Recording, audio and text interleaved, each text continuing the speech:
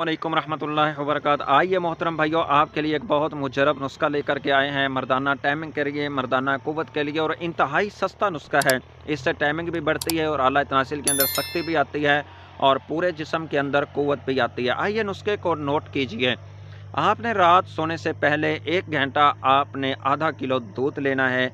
इस दूध के अंदर आपने 1 चम्मच साफ़ किए हुए भुने हुए चम्मच, इसके जो 1 चम्मच है इसका सफ़ूफ़ है वो इस दूध के अंदर आपने डाल देना है। और इसके बाद आपने इसके अंदर इलसी, इसकी चम्मच भी आपने पीस करके इलसी की 1 चम्मच इसके अंदर दूध के अंदर डाल दें और 2 चम्मच इसके अंदर आपने शहद डाल देना है। बहरहाल शहद को एक बात याद रखना कि शहद एंड में डालना है।